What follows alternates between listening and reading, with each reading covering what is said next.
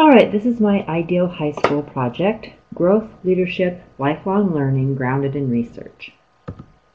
As you can see, here's my overview with an introduction, the 4 areas that I'm going to talk about: curriculum, instruction, technology, and assessment, and then a conclusion. Notice that each section has an idea focus or a section focused on goals and a section focused on management.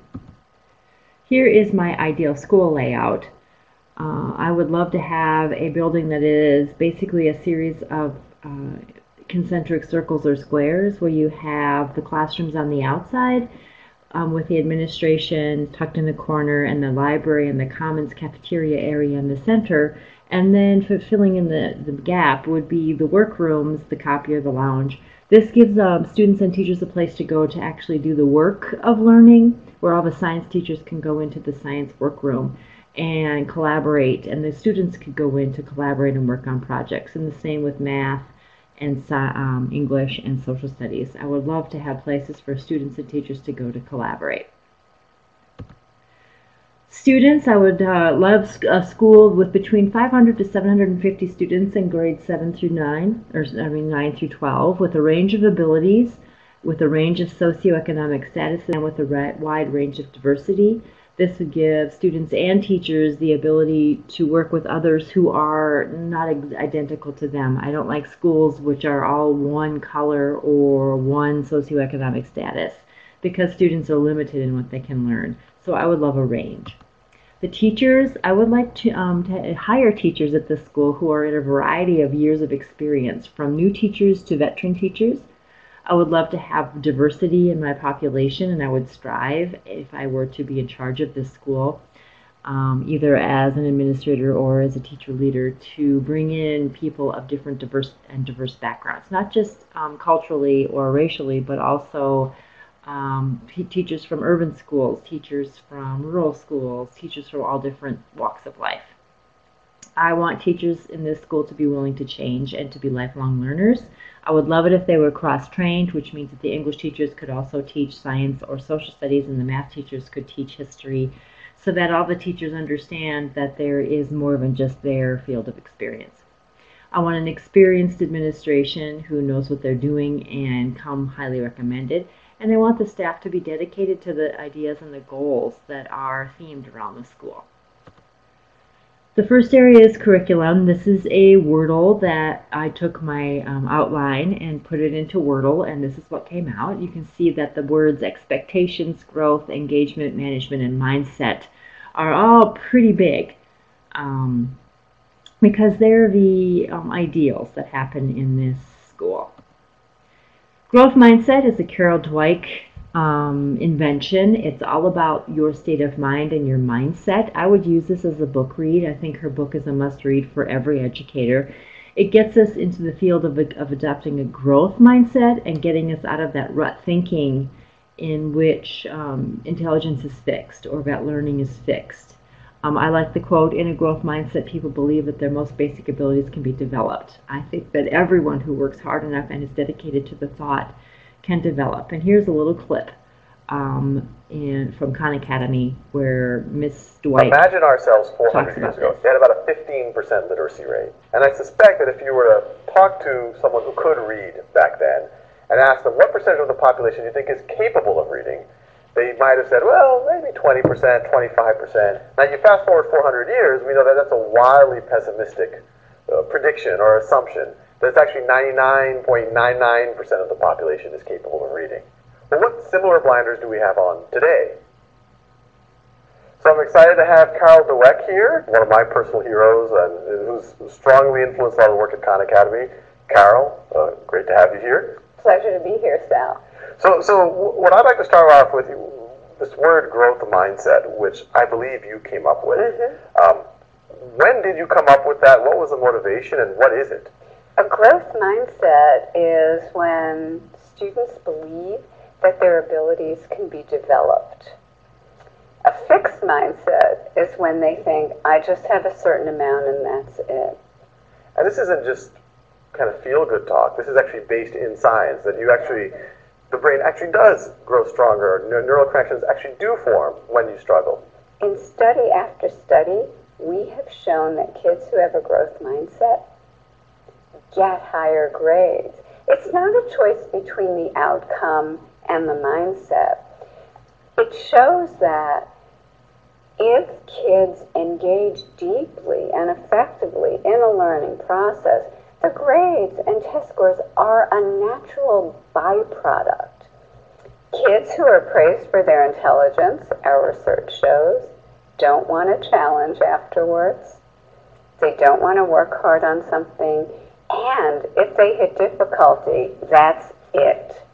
We find that when we praise or parents praise the process the child engages in, their hard work, but not just hard work, their strategies, their ideas, their focus, their perseverance, then the student learns these are the ingredients of success. If it gets harder, I'll just do these things.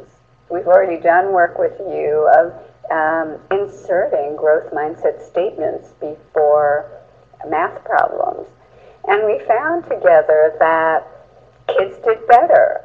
So one thing that I hope is the folks listening to these videos go out there and tell their parents, tell their children, tell their peers, tell their teachers, tell their students about growth mindset. Tell them that their brain grows when they get a question wrong, when they struggle, when they look at their errors and they say, hey, that's interesting. You shouldn't be ashamed of your mistake. You should view that as something that's interesting, something to explore. And when you do that, you will actually physically form neural connections. Your brain will actually grow. This is one of the things that I teach my pre-service teachers, is that the brain does not stop learning, that the brain constantly learns, especially from the ideas of mistakes, where it's okay to make a mistake. And I hope to create a crop of teachers that understand that you need to train teachers and students to understand that mistakes are okay. That's a growth mindset that we develop and we learn because our brains are never fixed and they're never static. And I would hope to have a school in which all the teachers helped students develop this growth mindset and had teachers who also had that growth mindset.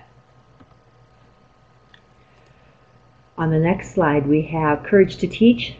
This book changed my life. I again would have teachers read this. This is one of those books that every teacher needs to read and discuss in groups, in reflective practice, and also in takeaways, coming together as groups and figuring out how you can put this stuff into practice. Parker Palmer teaches about knowing and teaching in a learning community, tapping into others, becoming aware of who we are as our inner teacher and about that hidden wholeness.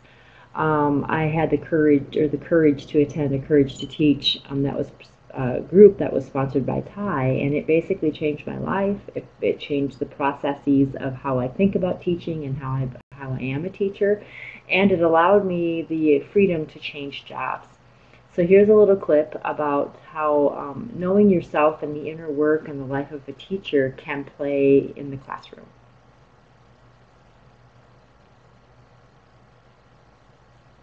It took courage for me to realize I needed to ask the question, who am I? I'll go on and get this master's degree, and maybe I'll know more than it. Maybe I'll be more of a help, and maybe I'll learn your language, and I'll be able to help our children. And I continued. And even at the end of this, with the PhD, I still sat with the sadness of this still is making a difference. And then I got to meet this marvelous man. And it changed my life. It actually changed my life. I said, there's no place like home. And I clicked my ruby slippers. I went back to the dean of the School of Education where I worked, and I said, I need to leave. I need to go back to the classroom. That's home for me now. And I did. And I've been there since. That's right. Everybody's trying to make their good choices today. And so when I put it out there, I said, what is beauty that you love? And they began to name it. And it happened to turn out to be, it'll go right with our discipline procedures in our school. You know, I said, do you love having someone hit you? No. But that's not the beauty we love. And so we won't do that because that's not what we love. What do we love? And they began to name all these wonderful things. And just taking my little bit of setting it up into an agreeable communal agreement plan, we came up with how we would be in our classroom together. This is the way we are. Some of my parents heard about it, and they began using it in their homes. And I got notes about it. Thank you so much. I wrote it in my newsletter, what we had done.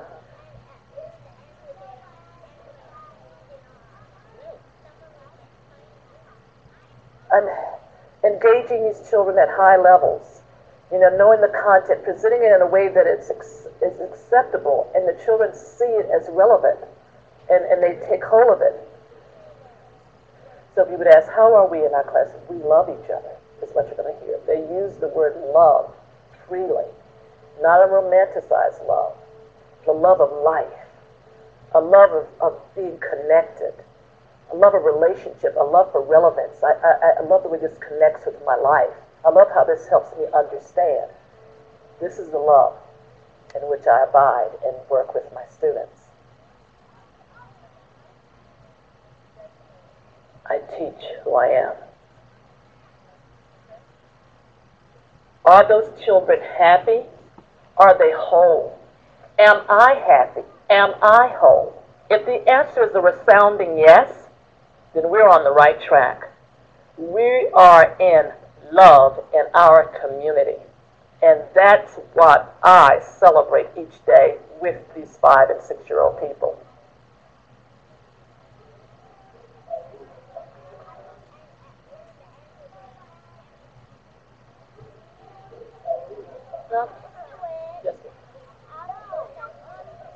Well, I really knew where I wanted to go. I just needed the language to help me get there. And that's what this work. This is what Parker and the Center for Courage and Renewal provided me and my students, and now the world. Is that not awesome? Yesterday we talked about hearing and listening. Are they the same?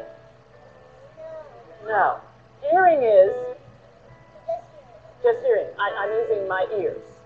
But listening is hearing that includes what? Thinking. Good, Leah.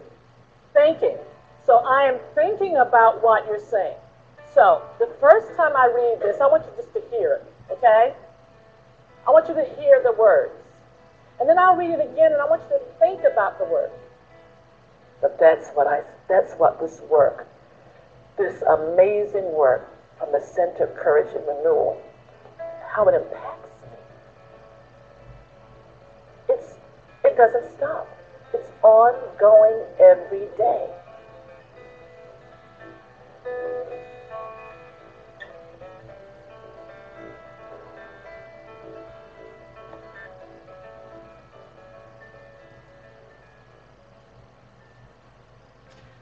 So I would hope that the teachers in our school could create this community of learners, this community of knowledge, this community of loving what we do and doing what we love, because that is what education's about, even at the 7 through 12 or 9 through 12 level.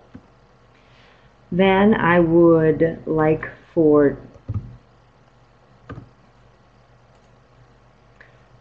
teachers to read one of the best books I've ever read about teaching is Todd Whitaker's What Makes a Great Teacher. Again, this would be a book read. It's a wonderful book. He has since then created more books on this, but this was the first one that really hit home with me. The idea of success versus failure, and that it's okay to fail. And that you need to set forth these very clear expectations with students. It's what I teach my pre-service teachers in classroom management and discipline, that really your first 2 weeks of school is just setting up expectations and what things look like, and praising students for using and meeting those expectations. It's about the people, learning to love each other, learning to care about each other, learning to create this community of learners that aren't afraid to put forth things that may or may not be wrong, but knowing that you'll be accepted regardless. The roles and responsibilities, not just the students' roles and responsibilities, but the teacher's role. What is my job in the classroom? What am I supposed to be accountable for? And then to set up this climate of caring, that we care who they are as people, not just as learners. Students who feel cared about do better in school because they have this safe place to come. Then I would like to talk about the positive classroom. These are all things that need to happen well before students show up. I would spend a long time with teachers dealing with the positiveness of being in a classroom, about teaching students that whole idea of self-discipline and personal responsibility, and that they can create the climate of the classroom because they're living in this positive place where there is no negativity allowed, where there's all of these positive relationships in which we talk about and train students how to build with each other and with teachers. How to begin and end a class effectively so that when you're ready to teach, they're ready to learn. And when you're done teaching, they're ready to move on to the next class. And it's all about communication and communicating with students and with parents and with each other and with your administration about what you're doing and what you expect, and to have these processes and procedures and policies and principles, the 4Ps, clearly stated so that students know exactly what's expected of them and they know exactly how to do what they need to get done to learn. It's all about focus. I find, as I've been going through my 25 years of teaching, that sometimes teachers become a little bit egocentric or think that it's all about them. It's not really. It's about the students. And once you can get over that hump, you can begin to realize that education is all about the students and very little about the teachers. I fell in love with Schwann and McGarvey's book, Mass Customized Learning, when I learned about it at a TIE conference several years ago. We at the Presentation College actually had the pleasure of Dr. Schwann coming to talk to us about mass customized learning and giving us the whole idea about it's research-based. This idea of being very student-centered in a student-first culture where students plan their days and what they want to learn and how to meet objectives and outcomes. Very outcome-based. Deals with what the state of South Dakota is pushing, called the student learning outcomes, which all South Dakota students now have to deal with, as well as their teachers.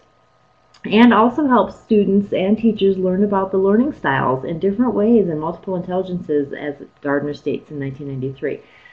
That the different ways that students can learn and the different ways that they can show that they've learned, and using those different learning styles and multiple intelligences in the classroom during instruction, and also using them in the form of assessments. It leads up to the whole differentiated instruction movement that comes up in a little while.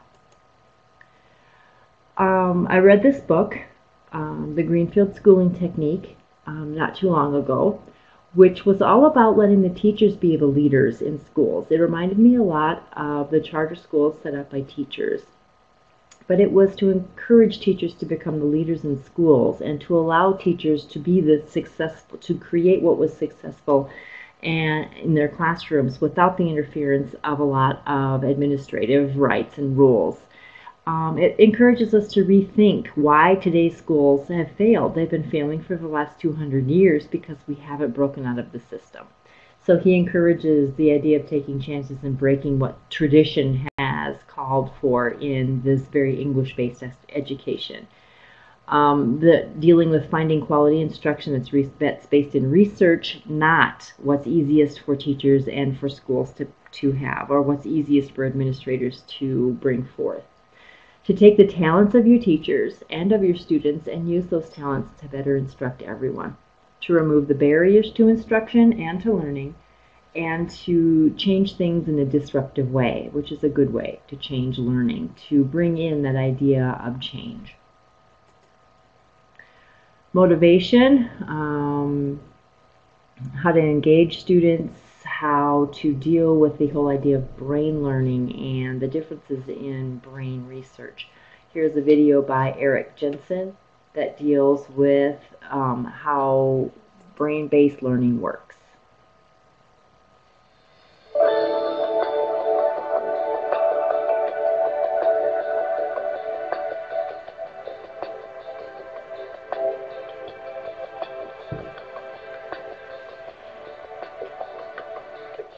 For me in understanding brain-based learning is to say, what do we know about the brain already that can help us tie in this to education to help really improve student learning?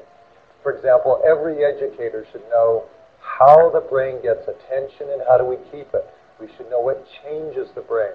We should know what factors help make kids smart. And all of those we're starting to learn from how our brain works. And partly what I do is to share what's the connection between your work and how our brain works.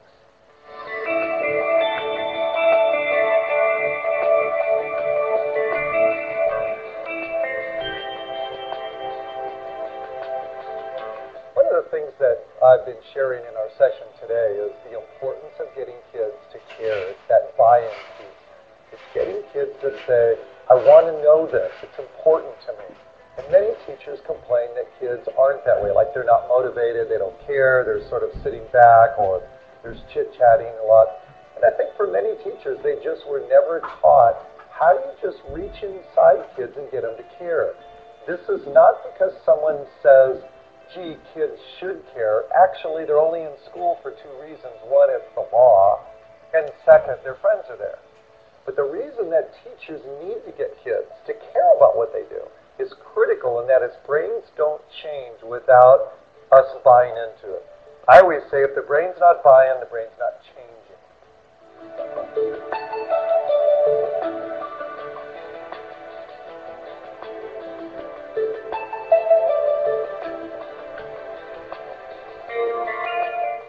I think for generations, teachers have thought of themselves as being a source for kids. A source as in, I can provide content. But that paradigm is over, dead, and it's time to bury it. Any kid in the class with a mobile phone has access to more information on the planet than any teacher who's ever lived. Just having access to that content makes the content part of the teacher obsolete. Teachers have to get that. What I'm saying by this is that not that teachers are obsolete, but that teachers who see themselves as being the primary source of input, of information for their kids, that part of the job really is obsolete. So our brain can take in little bits and pieces of information all day long, but if you want it to get processed for testing quality, our brain limits that a lot. So for most teachers, 50-50 rule is a good one to follow. But half the time kids can take in information, half the time they need to work with it, sort it, process it, think about it, evaluate it, prioritize it, or whatever. And then the kid ends up being a pretty good learner. So when it comes to learning, more is not better, but having just enough and then time to work with it is better.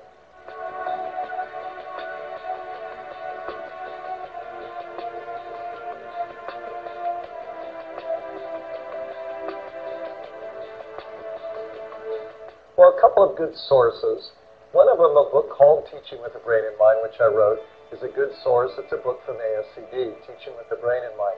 If you work at a Title I school and you've got a lot of kids from poverty, you might appreciate Teaching with Poverty in Mind, because that takes the perspective that if brains can change for the better, can they change for the worse? Yes.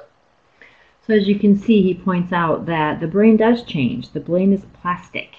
Even after 16, 17 years old, the brain can still learn. And so it's, as Gregory and Caulfield state, it's to teach the seeking, which means that we tap into that curiosity, that natural curiosity that students have, that we tap into their interests through, and we need to find those interests by looking at their learning styles and their multiple intelligences, by asking.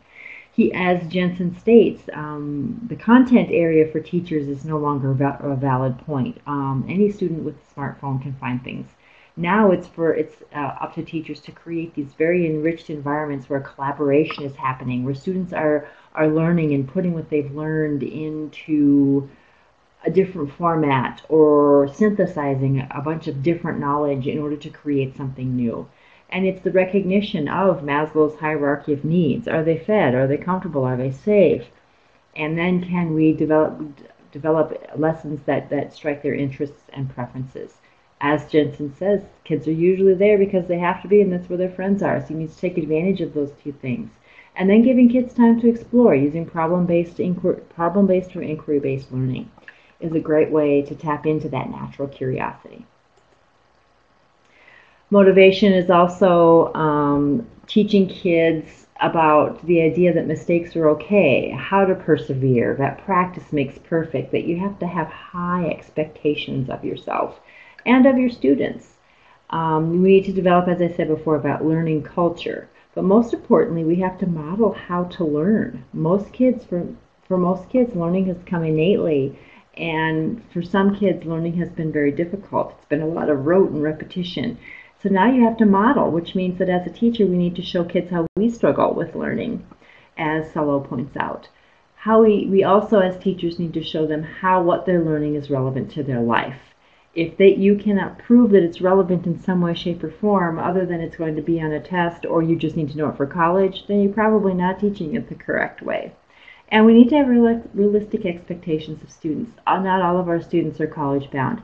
Some of them are going into the world of work. Some of them are going into apprenticeships. We need to have those realistic expectations and show our kids that they also have to be realistic.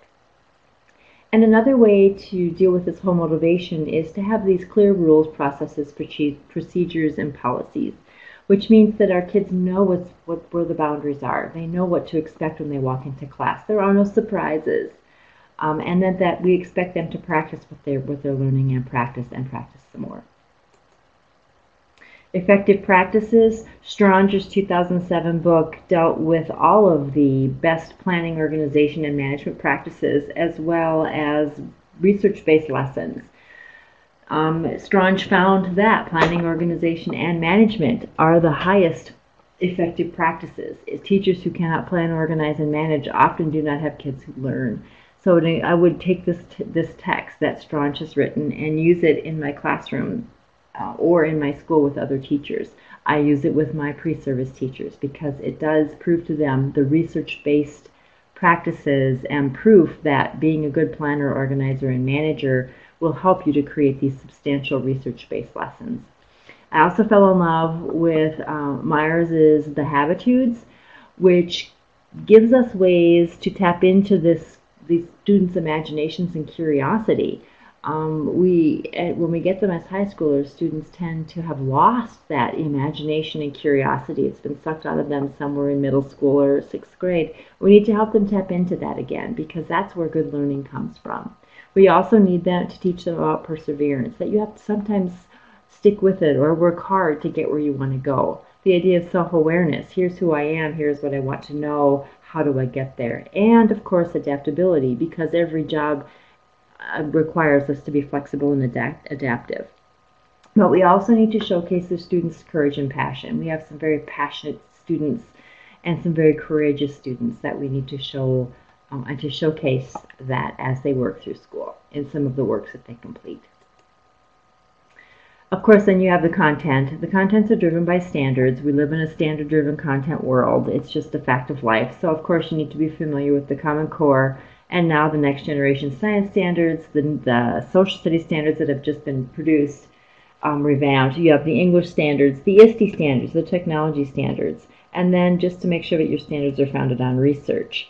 Of course, all of us will tap into each of those at some point, and not just to cover the ones in your area. That's just why I would like cross-trained teachers, so that they understand that, yes, I might teach English, but I can also teach math. I can also teach social studies. I can also teach science in my classroom. That I am not just an island in school, but I can teach all the other content areas, and I would love to have teachers in our schools who would deal with that. So how would I do this? I would make the teachers the experts. Give the teachers, as the Greenfield model says, give them the ability to become an expert in an area and to teach others. Give them time to learn, give them time to teach each other. This could be done through training. Schools spend hundreds of thousands of dollars every year on professional development when they have a great professional development source right in their own buildings. Give teachers that freedom and give teachers the time and give them the ability to teach and to learn and to teach others. And acknowledge that this is how we learn.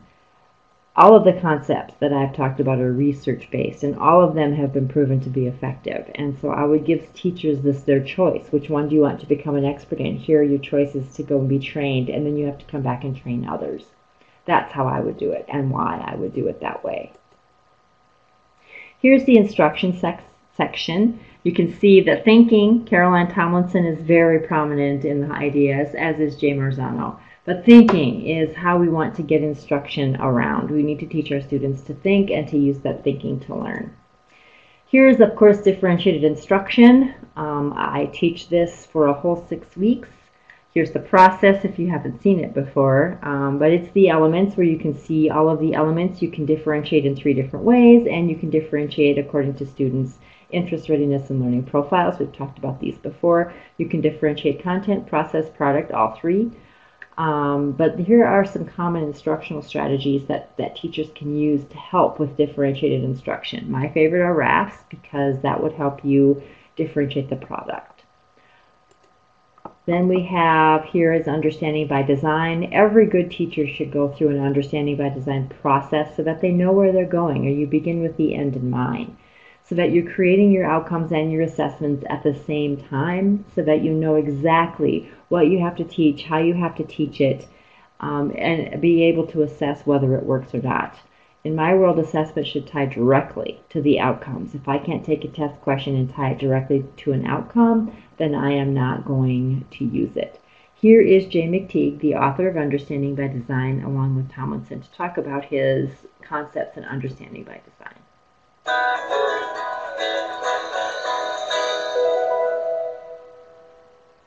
I'd say if I learned one thing over the years, it's to plan backward with clarity about the end results.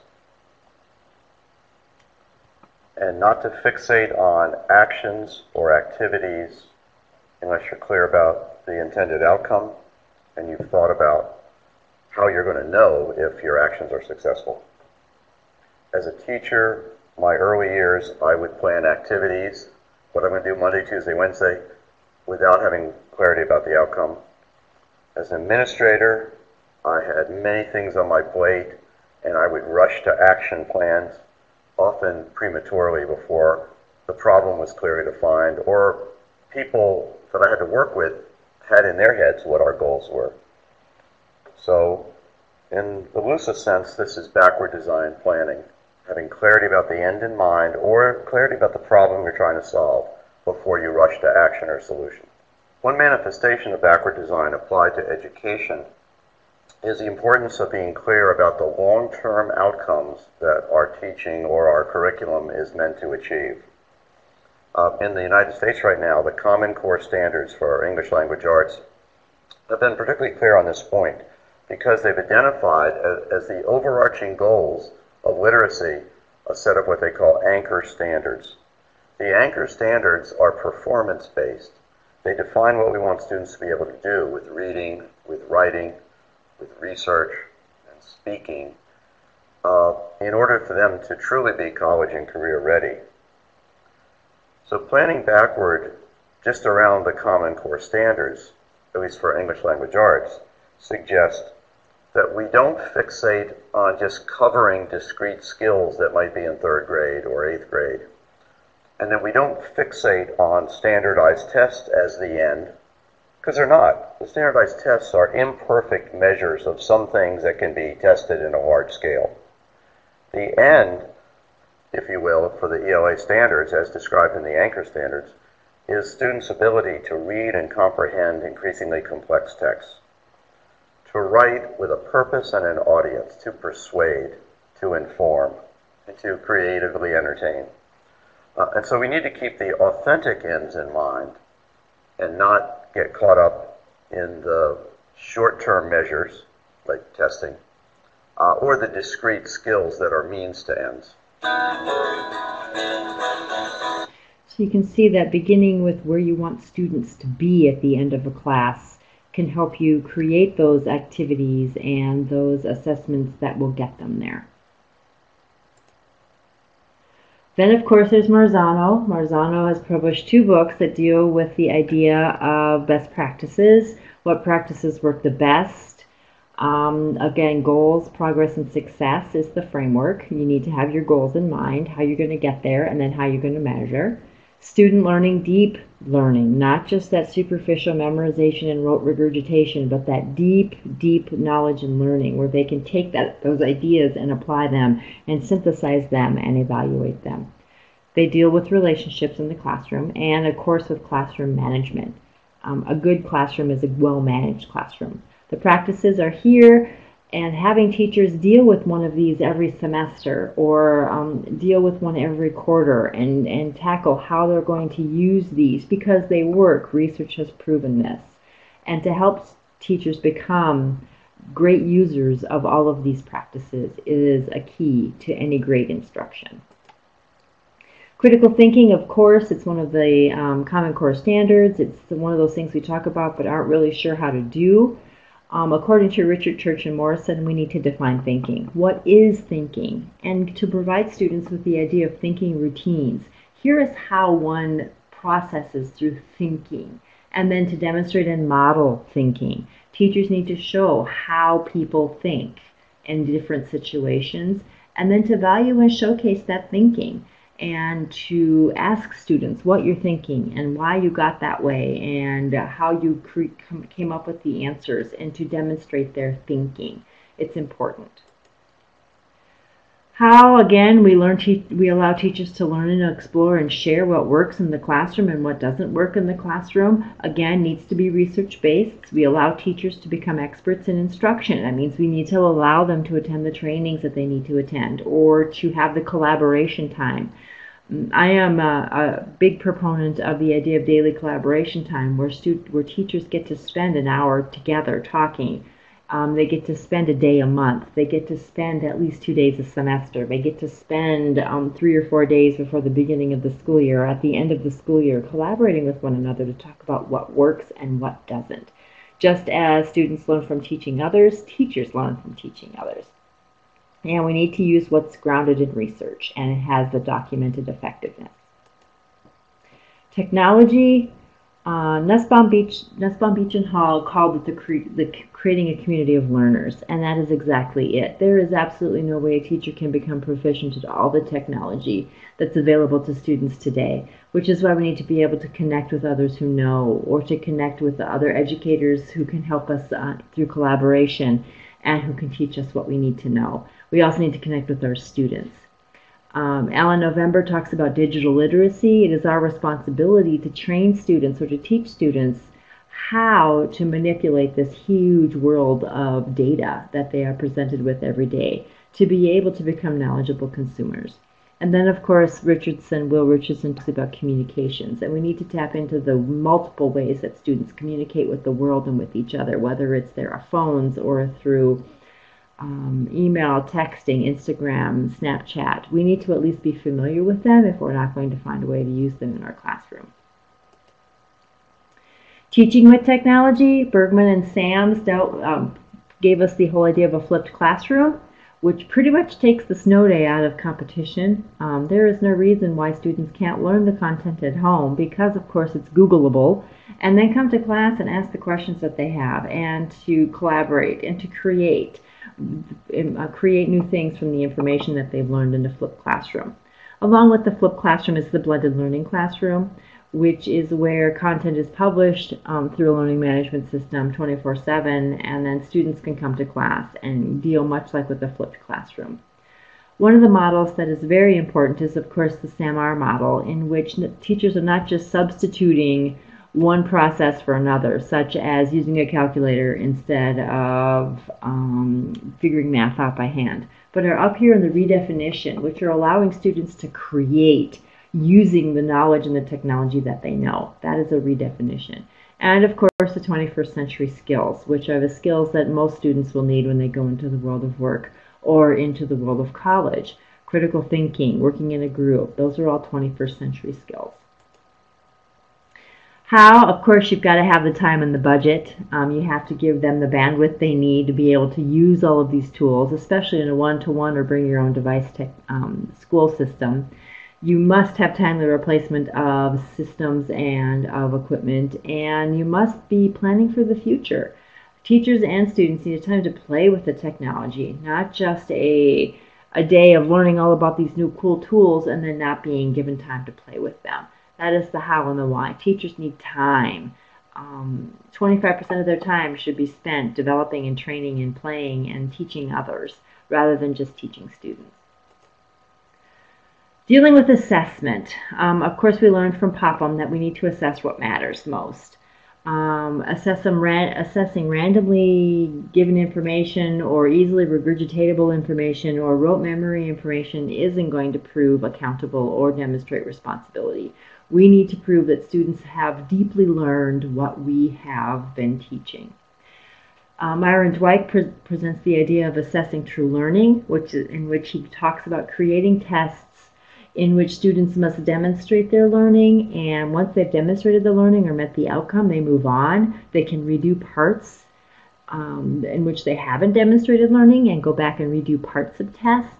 And it's about assessing the learning, not how well they are attending class or participating in class or brown-nosing. It's about assessing what they actually know. And then we need to rethink grading.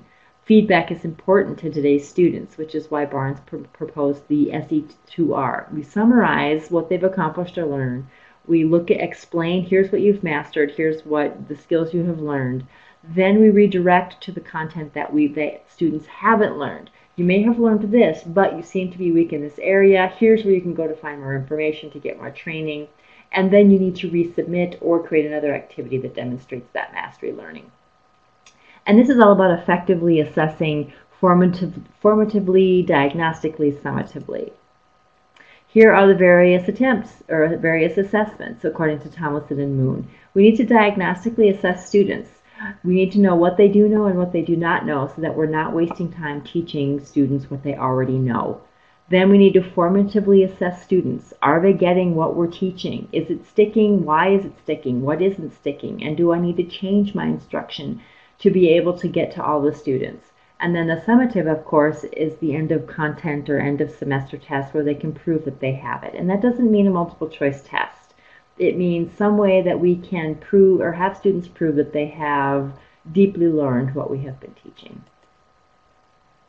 Assessing teachers, of course, in the state of South Dakota, we use the Danielson model modified by the state in order to be called the Teacher Effectiveness Model.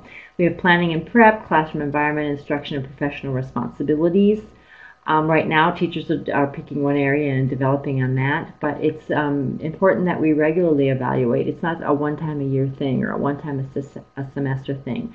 It's about having teachers create the idea that here is how I can show what I'm learning as a teacher. Here's the reflection that's going on as I teach and grow.